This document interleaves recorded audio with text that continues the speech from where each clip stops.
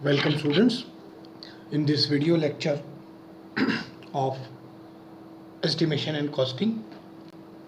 आज हम हमारा चैप्टर 4 की शुरुआत कर रहे हैं जिसका जो कि कम्प्लीटली बेस्ड है प्रॉफिट एंड बजट पर, यानी कि लाभ और बजट। बजट और लाभ को हम सबसे प्रथम पूर्व के जो हम वीडियो लेक्चर्स बनाएंगे उसमें प्रॉफिट और बजट दोनों को सेपरेटली डिस्कस करेंगे and later on we will move forward and our concentration of how to increase the profit and also the types of budget and the importance of budgetary control. तो ये मुख्य जो अभी हमने बात की, ये मुख्य टॉपिक्स हैं हमारे इस चैप्टर के जो हमें कवर करना है। तो प्रॉफिट और budget why it is important, क्योंकि आप किसी भी बिजनेस या एंटरप्रेन्योर आप बने और आपने कोई बिजनेस स्टार्ट किया तो at the time of starting, since the time of starting and उस बिजनेस के रनिंग तक आपको इस प्रॉफिट एंड बजट को बहुत ध्यान से समझना है। बिकॉज हम कोई भी काम सिर्फ एक सोसाइटियल जिसको कहते हैं सोसाइटी के इम्प्रूवमेंट के लिए ही नहीं करते हैं, सामाजिक परिप्रेक्ष्य में ही नहीं करते हैं।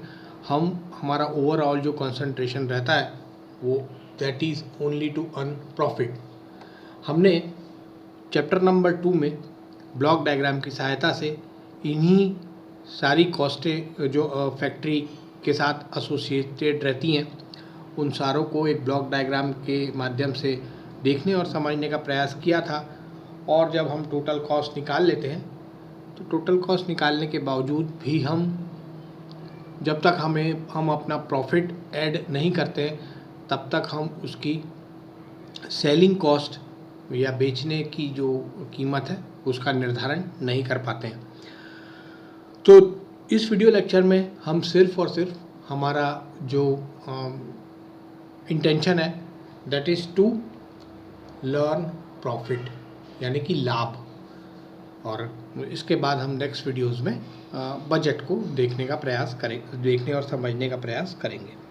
तो हम कोई भी काम करते हैं तो why we are doing, if we are doing a business, तो वो बिजनेस हमें प्रॉफिट अर्न करने के लिए होता है। और वो प्रॉफिट अर्न क्यों करना है, क्या ज़रूरी है कि किसी भी बिजनेस में हम बिना प्रॉफिट अर्न किए यदि हम काम कर रहे हैं, if we will not getting profit, तो जैसे कि हमने पूर्व की चैप्टर्स में देखा है कि हमारे जो ऑब्सोलेंसी फंड या डेप्रिसिएशन फंड ये सब हम नहीं रखेंगे तो we can not sustain for a longer time.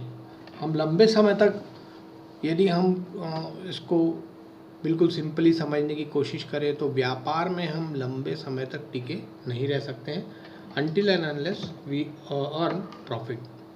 तो profit is the main source, और इस लाभ जब तक हमको किसी भी बिजनेस में होगा नहीं तब तक उस बिजनेस को करने का कोई अर्थ नहीं है। बिकॉज हम कोई भी काम प्रॉफिट के लिए ही करते हैं। यदि आप जॉब भी कर रहे हैं तो why we are doing for profit, क्योंकि इसमें हमें इंक्रीमेंट मिलती है, एनुअल इंक्रीमेंट मिलती है। एनुअल इंक्रीमेंट मिलने के बाद हमारे जो दूसरे सोर्सेस रहते हैं वो साल भर हमें मिलते रहते हैं। तो ultimately whatever we done for profit, और इस प्रॉफिट के कारण ही हम कोई भी बिजनेस का काम करते हैं। चूँकि हम एस्टिमेशन एंड कॉस्टिंग पढ़ रहे हैं तो इसमें हम नौकरी से रिलेटेड एग्जाम्पल नहीं ले सकते, because we are completely dependent on business. हम जो भी उदाहरण समझने का प्रयास करेंगे वो फैक्ट्री से रिलेटेड रहेगा, ऑर्गेनाइजेशन से रिलेटेड रहेगा, न कि नौकरी पेशा में कितनी सुविधाएं हैं, नहीं है, क्या है, इस पर हम कॉन्सेंट्रेट नहीं करेंगे। तो देखते हैं आगे लाभ व लाभ का तात्पर्य, प्रॉफिट एंड इट्स मीनिंग। लाभ क्या है, प्रॉफिट क्या है और इसके मीनिंग यानी कि इसका तात्पर्य क्या है। किसी भी फैक्ट्री के लिए लाभ उत्पादों के एक समूह को बेचने के बाद प्राप्त धन कुल वास्तविक लागत का अंतर होता है। ये हम पूर्व में जब हम कॉस्टिंग पढ़ रहे थे तब हमने इसे डिटेल में देखा था और हमने पाया था कि जब भी हम प्रॉफिट डिफरेंट कॉस्ट एसोसिएटेड को ध्यान में रखते हुए जब हम टोटल कॉस्ट निकालते हैं तो उसमें हम प्रॉफिट जोड़ के सेलिंग कॉस्ट निकालते हैं, जैसा अभी हमने डिस्कस भी किया इन डिटेल। तो कुल मिला के हमें यही फाइनल फार्मूला मिलता है कि profit is equal to selling price minus actual cost, है ना, कुल टोटल एक्चुअल कॉस्ट।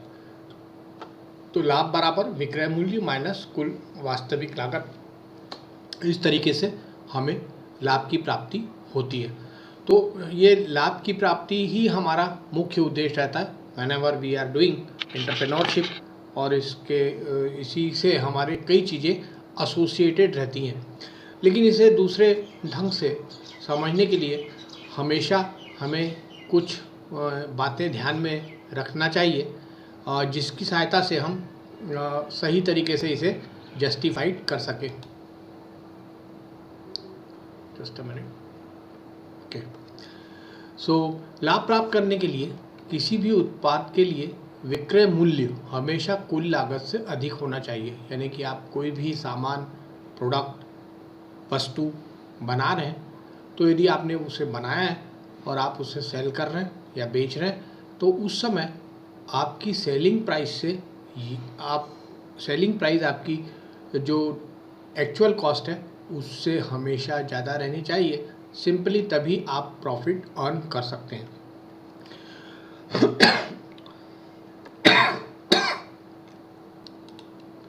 तो इसका क्या तात्पर्य है कि विक्रय मूल्य और हम क्या एक साथ प्रॉफिट ले सकते हैं?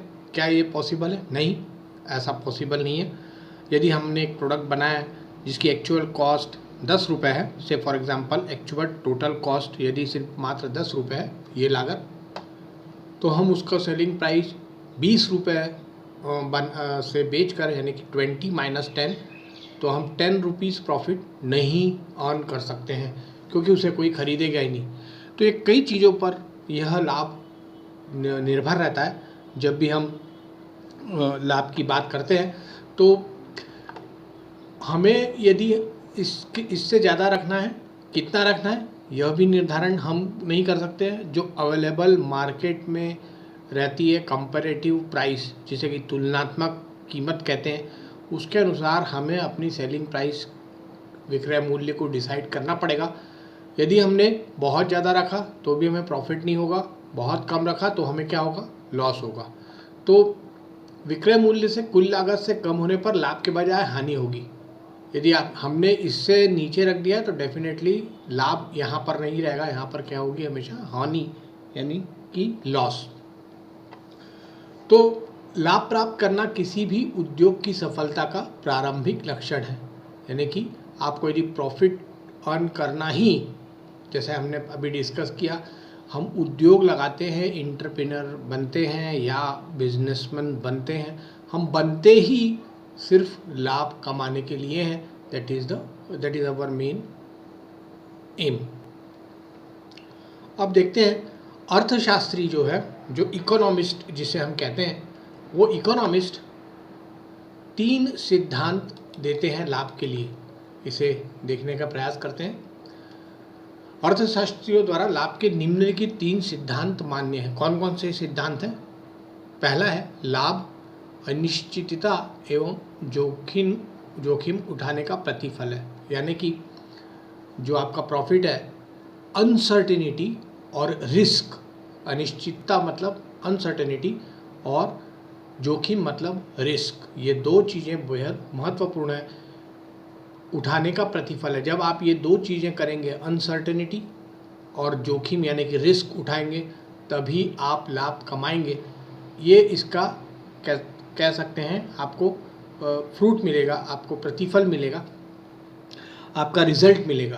तो लाभ कब मिलेगा आपको? कि जब अनिश्चितता एवं रिस्क उठाएंगे तब आप लाभ कमा सकते हैं। से फॉर एग्जांपल ये देखिए कितना सटीक उदाहरण है आज के परिप्रेक्ष्य में कि यदि हमारे पास कोई आइटम है एंड मार्केट में डिमांड है, हम इस अनिश्चितता के माहौल में रिस्क लेते हुए लाभ कमाने के दृष्टिकोण से उस प्रोडक्ट को जो भी हमारे पास है उसको बेच देते हैं, तो हमें यदि हमको जो प्रॉफिट हमको डेफिनेटली प्रॉफिट ही होगा। तो इसके लिए दो कंडीशंस बहुत ज़्यादा इम्पॉर्टेंट है, एक अनसर्टेनिटी और दूसरा रिस्क। ये दोनों बेहद महत्वपूर्ण है, क्योंकि रिस्क और अनसर्टेनिटी के बिना हम की लाभ कमाने का कभी भी सोच भी नहीं सकते हैं। दूसरा सिद्धांत कहता है कि लाभ आर्थिक संबंधित परिवर्तन एवं तुलनात्मक बाजार के कारण प्राप्त होता है। प्रॉफिट जो है वो जो हमारा इकोनॉमिकल इन्वायरमेंट रहता है और कंपैरेटिव मार्केट मतलब तुलनात्मक बाजार जिसको कहते हैं प्राप्त होता है। लाभ आप इसको किस तरीके से समझ सकते हैं कि आप यदि किस दंतेवाड़ा क्षेत्र में हैं और जहाँ पर आपका एक भी प्रोडक्ट नहीं बनता है, से फॉर एग्जांपल ऐसा हम मान्य कर लेते हैं कि हमारे यहाँ कोई भी प्रोडक्ट नहीं बनता, सुई भी नहीं बनती दंतेवाड़ा में, देयर आर नो फैक्ट्रीज, ऐसा हम अज्यूम करते हैं, देयर आर मैनी, लेकिन चलिए हम इस तरीके से प्रयास करते हैं कि लाभ कब होगा, जब आप दंतेवाड़ा में प्लांट लगाएं और दंतेवाड़ा का सामान सुकमा में बेचें, बीजापुर में बेचें, दंतेवाड़ा इटसेल्फ में बेचें, तो you definitely you will get profit. लेकिन आपके पास यहाँ पर यदि क्षेत्र में बाजार नहीं है, कंपैरेटिव मार्केट नहीं है सेलिंग का, तो हम कहाँ पर डिपेंड रहते हैं? हम बड़े शहरों पर डिपेंड रहते हैं, जैसे कि रायपुर या जगदलपुर या विशाखापट्टनम या हैदराबाद। मुख्यतः हमारे यहाँ सारा सामान इन्हीं दंतेवाड़ा डिस्ट्रिक्ट में हमारे यहाँ मुख्यतः सारा सामान इन्हीं क्षेत्रों से आता है। तो तुलनात्मक बाजार होने के कारण आप वहाँ से सामान लाकर यहाँ बेच रहे हैं, बट यदि सोचिए कि मार्केट यहीं डेवलप्ड हो, फैक्ट्रियाँ यहीं पर लगे, तो definitely we will get profit. और तीसरा, नवनिर्माण की सफलता लाभ का प्रतिफल है। यदि आप ये, जैसे मैंने अभी आपको यह पॉइंट हमने डिस्कस किया, और इसके बाद हम जो नवनिर्माण यानी कि न्यू कंस्ट्रक्शन हम मतलब बिल्डिंग बनाने वाला कंस्ट्रक्शन नहीं, फैक्ट्री का न्यू कंस्ट्रक्शन यदि हम कर रहे हैं, तो इसकी सफलता, और यदि आपने इसे सफल किया तो आप जो प्रॉफिट है वो इसी बातों का प्रतिफल है। यानी कि आप रिस्क लेंगे, अनसर्टेनिटी में काम करेंगे, तो आपको लाभ की प्राप्ति हो सकती है। आपके पास मार्केट, कंपैरेटिव मार्केट है और इकोनॉमिकल चेंजेस हैं आसपास के एनवायरनमेंट में, देन ऑल्सो आपको प्रॉफिट प्राप्त हो सकता है। और तीसरा, यदि आप न्यू कंस्ट्रक्शन और कर रहे हैं और उसमें आपको सफलता हाथ लगी, आप सक्सेसफुल हुए, तो भी आपको लाभ उसका फल मिल सकता है। प्रतिफल कब मिलेगा? जब आप ये काम करेंगे तब आपको ये प्रतिफल मिलेगा। आप अनिश्चितता और जोखिम उठाएंगे तो आपको प्रतिफल मिल सकता है। हाँ, दैट इज़ ऑल्सो क्लियर। ये सिद्धांत तो है, बट अनटिल एंड अनलेस आपका 100% इसमें नहीं है, तो you will never get profit. जो बिजनेसमैन या एंटरप्रेन्योर होते हैं, they just do the risk and uncertainty. कहाँ पर प्रॉफिट कमाया जा सकता है, इसकी रिसर्च वे डेली करते हैं, उसके थिंकिंग करते हैं, बात करते हैं, and they due to uncertainty and risk they then, और बिना जोखिम उठाए वो इस प्रॉफिट को गेन भी नहीं कर सकते हैं। तो अब हमारा सारा डिस्कशन सिर्फ और सिर्फ फैक्ट्री पर रिलेटेड रहेगा। तो किसी भी प्रकार की फैक्ट्री के अस्तित्व के लिए उस फैक्ट्री को सतत लाभ अर्जित करना आवश्यक होता है। ये हमने पूर्व में डिस्कस किया। लाभ बनाए रखने और बढ़ाने तथा उत्पाद की गुणवत्ता बनाए रखने का दायित्व इंजीनियर्स का होता है। प्रत्येक फैक्ट्री के इंजीनियर्स लाभ बढ़ाने के लिए हमेशा प्रयासरत रहते हैं। देखिए, किसी भी प्लांट को जब तक लाभ नहीं मिलेगा तो उस अर्जित करना आवश्यक क्यों होता है? ये आवश्यक बहुत ज़्यादा होता है, लेकिन लाभ बनाने के साथ साथ आपको उत्पाद जो है उसकी क्वालिटी, गुणवत्ता मतलब क्वालिटी, और उसकी क्वांटिटी बढ़ाने के लिए भी आपको सतत प्रयास करते रहना पड़ता है। यानी कि यदि सपोज़ हम एक प्रोडक्ट अपने प्लांट में बना रहे हैं और उस प्रोडक्ट को जब हम एक प्रोडक्ट बनाकर सेल कर रहे हैं और उससे हमें कुछ प्रॉफिट मिला, जब तक कि हम उस प्रोडक्ट की उस क्वालिटी को मेंटेन करते हुए n नंबर ऑफ प्रोडक्ट्स, बहुत सारे प्रोडक्ट्स नहीं बनाते हैं, तब तो हमको प्रॉफिट आगे भविष्य में सतत नहीं मिलेगा। इसका आप ध्यान रखेंगे।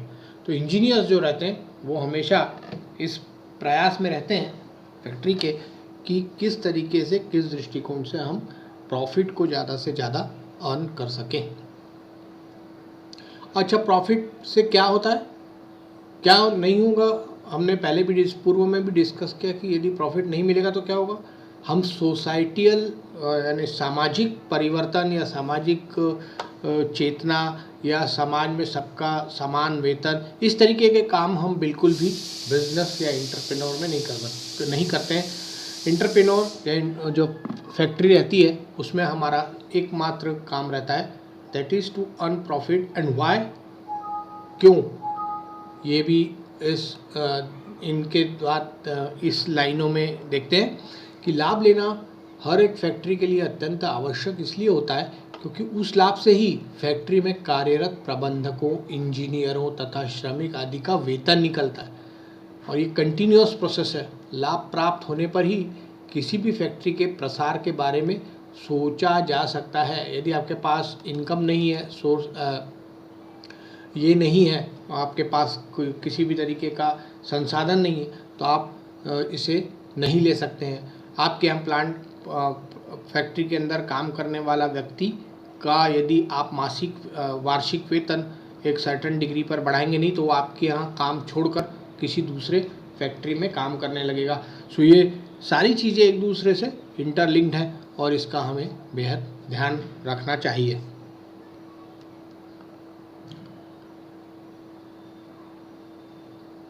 लाभ के रूप में प्राप्त धनराशि से नई मशीनें तथा नवीनतम तकनीकें फैक्ट्री में लाई जा सकती हैं। यदि आप लाभ जनरेट कर रहे हैं, आपने उस लाभ से कुछ पैसे डेप्रिसिएशन और ऑब्सोलेंसी फंड के माध्यम से आपने अलग रख रखे, तो आप डेफिनेटली नई मशीन खरीद सकते हैं, नया इन्वायरमेंट क्रिएट कर सकते हैं और इस तरीके से अपने बिजनेस को बढ़ा सकते हैं। अदरवाइज आप कभी भी ये सोच नहीं सकते कि आपका बिजनेस एक सर्टेन टाइम के बाद बहुत ज़्यादा बढ़ेगा। तो ये लाभ बढ़ाने के लिए ये जो हमने अभी 3 मुख्य पॉइंट्स देखे हैं, ये अर्थशास्त्रियों द्वारा यानी इकोनॉमिस्ट्स के द्वारा दिए गए हैं कि ये एग्जैक्टली लाभ के जो सिद्धांत हैं, प्रिंसिपल हैं, ये हैं। लेकिन इनको एग्जैक्टली हम बढ़ाएंगे कैसे, इसके लिए हमें 3 मुख्य मेथड्स को ध्यान में रखना है। तो लाभ बढ़ाने के विभिन्न तरीके, that is different methods to increase profit, किस तरीके से हम प्रॉफिट को बढ़ाते हैं, और ये इनकी विधि है, सिद्धांत नहीं है, ये विधियां हैं। तो पहला है विक्रय मूल्य बढ़ाना, यानी कि आप अपनी सेलिंग प्राइस को बढ़ा दीजिए। दूसरा, बाजार में उत्पाद की मांग बढ़ाना, यानी कि आप बाजार में अपने प्रोडक्ट की डिमांड को बहुत ज़्यादा बढ़ाइए। तीसरा, कुल लागत कम करना। देखिए ये तीनों चीज़ें एक दूसरे से इंटरलिंक्ड है और ये हम बहुत अच्छे से हमारी पहली यूनिट के जो है कॉस्टिंग में हम यह काफ़ी डिटेल में देख चुके हैं।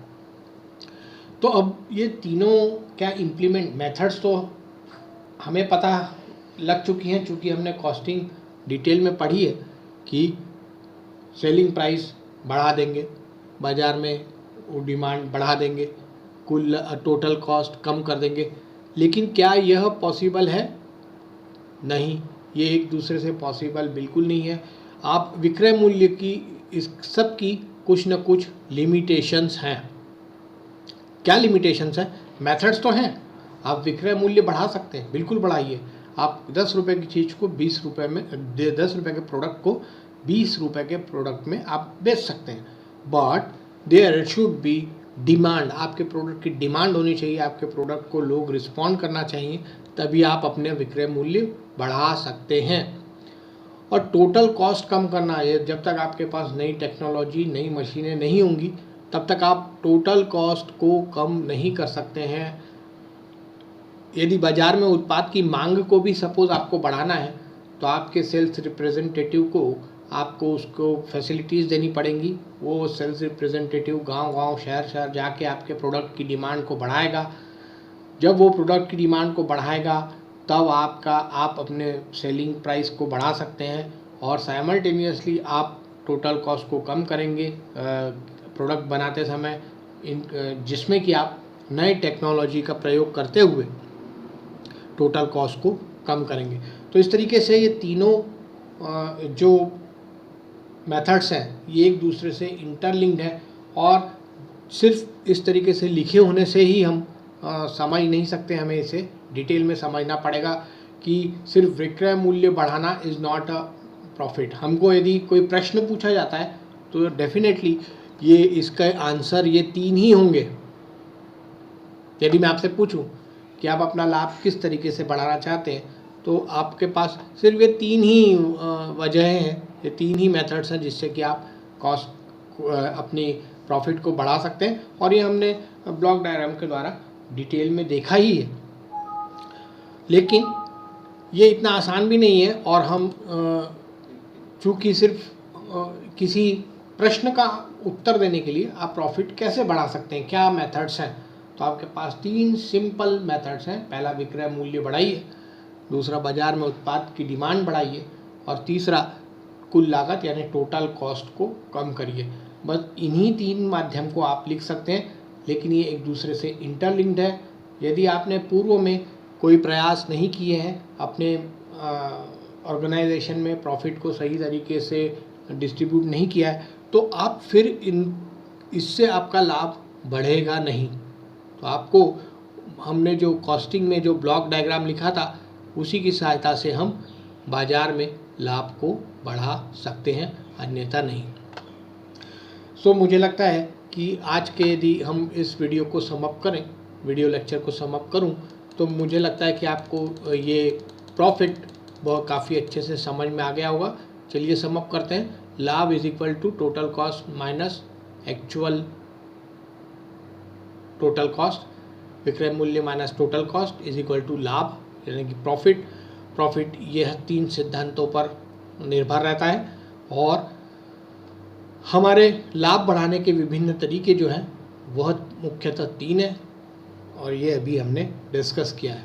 इन the next video lecture we will talk in detail and try to understand what is budget, क्योंकि हमारा जो चैप्टर है this is profit and budget. So thank you students for your kind attention. Thank you very